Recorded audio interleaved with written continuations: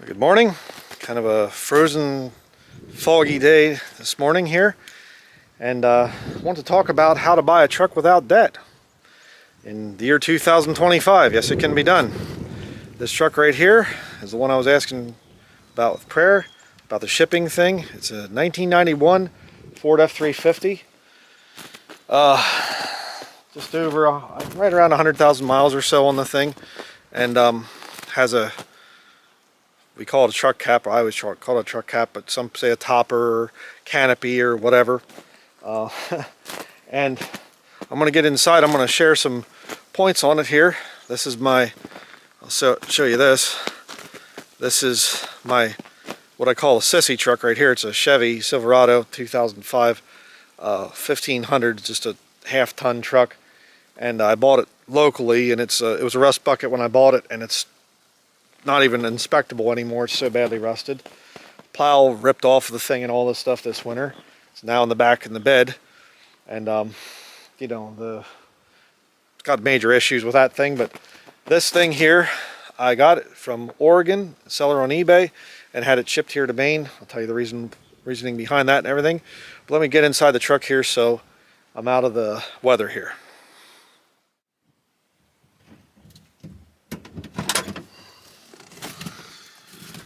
All right, hop in here. Slipping and breaking my neck. Everything's covered in ice right now.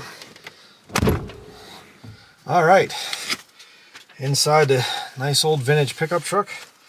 I like older trucks, but I want to go over some math here. Why am I doing this video? Well, I'm doing this video for a number of reasons. For young men out there that think that they have to have a brand new vehicle.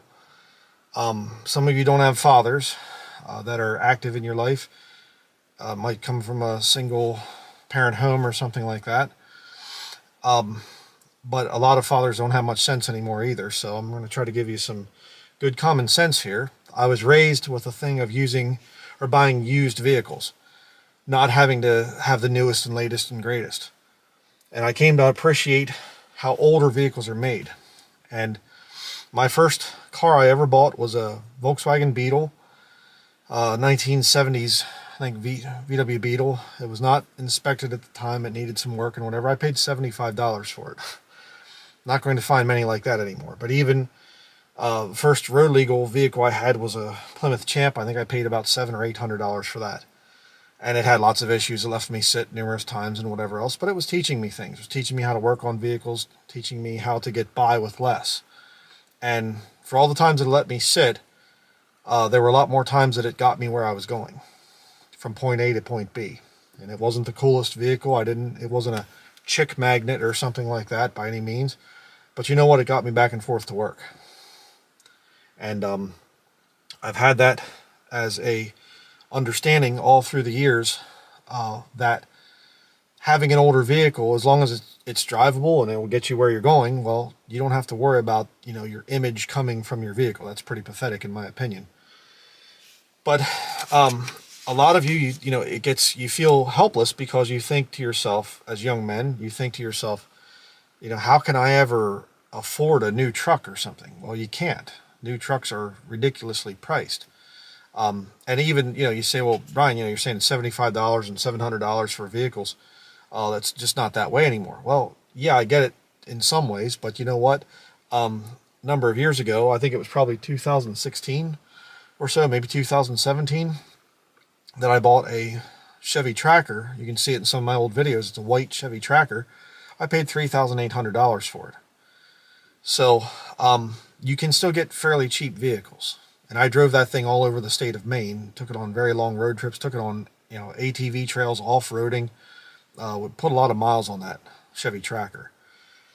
And it still could technically run. It's sitting back in the woods that way. You've seen it on different walk and talk videos. I still have the thing. But I'm going to go over some math here, just to show you the absurdity of why you should not buy a brand new vehicle. I'll put this up on the screen here. A brand new 2025 Ford Super Duty F-350 Lariat truck. The base MSRP, manufacturer's suggested retail price, is what MSRP stands for if you don't know, for $45,300. Okay, with the options that it would, different options there. $5,000 destination charge, $2,095 loan amount, $52,395 after a zero down payment, which most people don't have money for down payments anymore. And just to put that into perspective, the property that I'm sitting on right now, we paid $55,000 for, and it's a lot of land. Okay, so $52,395 for a truck that's going to depreciate in value very quickly, versus $55,000 for land that only gets more valuable in time. Think about where your priorities should lie there. The interest rate is 5.99%, loan term 72 months or 6 years. Using an online loan calculator, the estimated total cost of the loan, including interest, would be around $68,000. $68,000 for a truck like this. This is an F-350. It's a 1991, not a 2025. Crazy. But let's look at the math here. Okay, what I paid for the truck was $14,000, $2,500 to ship it from Oregon to northern Maine. So the total was $16,500 total. To fill both tanks, I took it, and it was ethanol-free, pure gasoline, 90 octane, I think it was $100 that I had to pay to fill both tanks. Both tanks were right around a quarter of a tank or so, so they weren't completely empty. You don't want to run these trucks down to completely empty. It's kind of a little scary. The old saying goes that this has a 460 big block in it, V8. And the old saying goes, a 460 will pass anything but a gas station. Kind of funny. But see, that's why this truck was cheaper, because it has such a huge motor in it. It's an old style motor when gas was $1 a gallon or something, or $1.50 a gallon, when this truck would have been around back in the day. I started driving, what would that have been? Probably this year, I guess, 1991, I think, something like that. I think that's, yeah, that'd be about right, yeah, because that would have been 16, I think, at that point in time. I was born in 1975. Having a hard time with the math here this morning, but so this truck was around when gas was pretty cheap. Now, not so much so. But you say, well, then it's just not a good deal. It's so much worse on gas mileage, fuel mileage. Your carbon footprint is bigger, or something now. Although I'll try to step in less carbon. But now you think about this for a minute. Let's do some math here. Oh, it's so much more expensive to drive an old truck like this and whatever. Not really. Because if you have $68,000 for the new 2025 Ford F-350, subtract that from, or subtract the cost of this truck with the shipping, $16,500, that would be a difference of $51,500 between the two trucks there. Now, if you're talking about gas, this is going to make you use so much more gas than the new truck, which it wouldn't be, that much, but let's just say it is. That would mean at $100 every time I need to fill up, I could fill up 515 times, 515 tanks of gas to equal the cost of a new truck. You say, what about repairs? Well, there will be repairs on the new truck. And by the way, this isn't even factoring in what the fuel cost would be for the new truck. So even if it gets, 2 times, it's only $50 to fill it or something, or it lasts much longer or something like that because it's more fuel efficient. I would never equal the cost of a new truck by driving this old truck. What about repairs? The parts are cheaper. The parts are easier to fix. This thing literally didn't even take anything for inspection. It was a little bit of work that needed to be done. I did the work, and it didn't even take anything. Just a sticker. Put the sticker on it. Maine State inspection, which is pretty strict. Okay, so, in other words, it's much cheaper to drive an old gas guzzler than a modern truck financed through debt. What's the point? Well, the Bible says that the rich ruleth over the poor, and the borrower is servant to the lender. You get yourself into debt, and it starts a cycle. And it becomes very hard, if not impossible, to get out of that cycle of debt, especially now. And you say, but Brother Brian, I don't have $16,500 for a truck. That's crazy. How do you earn that kind of money? Well, at first, it's very difficult. When you get into debt-free living, it's going to be kind of tough to have to finance everything that you do. Buying your food, buying a vehicle, paying for gas and whatever else. But when you have the Lord on your side and you are doing things the right way, the biblical way, you'll gain wealth as time goes by. Because see, every time that you finance something through debt, you're having to pay 2 or 3 times more than the actual price of it. I mean, $45,300 versus $68,000. That's crazy. Now it's not 2 times more, but you see what I'm saying here. Hey, I have cash. I'm going to go into the dealership there. You'd have to pay the destination charge, I guess, or whatever. But I don't want any options. Just go in and buy a truck or something. It'd be $47,395 according to those statistics there. Pay whatever taxes you have to and things. You'd have a truck for less than $50,000 if you wanted to go with a new truck. Or you can buy one of these for, way less than half of that. You see what I'm saying? Okay. So if you're a young man out there, or even just a couple that says, hey, we have lots of debt and we want to get out of debt, buy older vehicles. It's a very cheap way to do it. And, I've been doing this for years. And, well, what if it leaves you sit someplace? Well, I've seen brand new vehicles along the road too. Don't forget that. But let's just say, what if it leaves you sit someplace? Well, walk. Okay. I've done that plenty of times. Or, the Lord will allow, or he'll have people come along and, hey, do you need help or something? You have some problems, vehicle problems? See, here's the thing. A lot of people just are, it's just inevitable. They're on the cattle chute heading into the slaughterhouse and they're saying, oh, it's just the way it is. This is how things are now. We have to just go and be destroyed and whatever. No, you don't. You can fight against the system. Oh, they're going to make electric vehicle mandates. We have no choice. No, fight against the system. Hey, you know what? The best thing that you can do to really mess up this whole, carbon tax and all the Agenda 2030 and all that, drive old vehicles. Just say, no, I refuse to go with your new vehicle stuff. I'm not interested in it.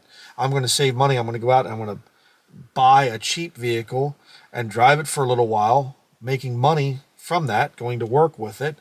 And then it's cheaper than public transit and whatever, depending on where you live. I realize if you live in a city or, a town or something, maybe there's public transport that you can get around on or ride a bike or something like that. I knew a guy years ago that he didn't have a whole lot of money, and he said, I'm going to be debt free. And he walked back and forth to McDonald's where he was working as a teenager. And after that, after he got some money, he was able to buy a bicycle. Then he'd get back and forth to work quicker. And he made a little bit more money, and he bought an old junker car. Learn to work on the car. Work your way up. You can do that. Okay, it's still very possible. And as time goes by, you get more money. You get better vehicles. But to me, it's just driving an old truck like this is my way of just kind of thumbing my nose at this whole modern technology system and whatever. And I've had older trucks than this too. I actually used to have a 1978 or 79, something like that, F-350 camper special. It's 2-wheel drive, which is why I got rid of it. But you can see that in older videos as well. There were videos that I did driving that thing. And again, I did work on it. There were times that it would, something would go wrong with it, and I'm out in the parking lot with the hood up, up there, working on the motor and things, get it going again. It's great. It gives you a feeling of independence. So I just want to try to influence some of the younger men that watch this channel. Go for older vehicles. You don't have to have the new stuff. Okay, get a bunch of old clunkers and things. And my father used to always say, he'd always make sure we had a beater car. Just some, it was a Chevy Chevette at one point in time, an old Subaru, Plymouth Horizon. I'm talking 1980s cars here. If you're from that era, you know what I'm talking about. Ford Escort, Mercury Lynx. I had a Mercury Lynx at one point. Kind of funny. I actually had a Chevy Corvette, 1982 Corvette at one point in time, and a professionally built Kawasaki Ninja ZX-11. They would do 200 miles an hour. That bike, I only got it up to 175, so I never hit 200. But on the road, I was a little bit crazy back in those years. And I also had a Mercury Lynx at that time, 4-door Mercury Lynx, and that's the vehicle I drove the most, with all the sports car and sports motorcycle. But I drove my Mercury Lynx back and forth to work. So always make sure that you could, have an old junker car around and things. That's important. But it's another way to just go against the whole agenda. Like I said, this environmentalist agenda. So But I'm going to go for a drive now. We're going to head down to the office here. Actually recorded this yesterday. But I'll show you what this truck sounds like. And it's real quiet. It runs really good. Has a few little issues here and there that I have to take care of. Just tell you a story. Up here, I don't know if you can see this light. You can kind of see it up in the corner there. This behind it, there's a light that goes back into the bed. The back part of the cab of the truck had a light, and they put this special truck cap on that actually kind of has a rubber seal that goes around. So this rear window here, you open it up and it goes right into the tail, or in the bed there underneath the truck cap. And they didn't put anything up here to seal this off. So it gathered some water on top of the truck cap, and when we went to take off the other day, all the water sloshed forward and went right down in that hole and came, and it was coming out here and through the light and everything. Oh, okay. Need to fix that, And the beauty of these old vehicles too is, you learn how to fix them by sound and by smell and feel and whatever. Oh, it's got kind of a weird feel to it, or smells like some wires are getting hotter. I think the brakes are getting hot, or whatever. You learn how to fix them with feel and touch and sound and everything else. It's kind of neat. So you don't have everything's computerized, and things. Say this yet too. I keep telling stories here, but my 2007 Ford Crown Victoria Police Interceptor car that I have, again, it's been in other videos. That thing, it had the check engine light come on. You know what it was? It was a sensor. So the sensor, to tell you that something's, it needs to be replaced or whatever, well, this thing doesn't have those sensors on it, So who needs sensors? I can tell if something's going on or it's not running quite right or whatever else. So, but anyhow, let's go for a drive and I'll finish up there. All right, pulling out in the 1991 Ford F350. Sorry, the windows steamed up a little bit here. Just heading down to the office. You can hear it. Very quiet, not a very loud truck, which is good. I've had loud trucks in the past, and they might sound neat, but when you drive for a couple hours in them, they tend to kind of make you go deaf a little bit. But what's the difference between this and a newer truck? Well, as I've been saying, there's no debt with this, and runs just as good as a new truck. Easier to fix, the whole thing. So the main thing is, in life, you want to try to avoid getting into debt. The Bible says that the borrower is servant to the lender, and a lot of people don't seem to care much about that, and they just think it's a normal part of life. Well, being in debt is normal. No, it's not. And you can get by with a lot less. So, as you can hear, it's a nice, quiet truck. Runs really good. Haven't had any major problems. It passed inspection without anything. Didn't need anything for inspection. So, I just want to thank everybody out there for your prayers for this truck to be delivered to us. It was delivered, and it took a while for it to be delivered, but now that it's here, it's a good truck. Sorry for any shakiness here. Trying to keep the camera still while driving, but oh, that's a good bump. Spring thaw, northern Maine. Roads tend to get a little bit bumpy, so that will be it. And if you're a young man out there, like I've been saying, do your best to stay out of debt. Get older vehicles.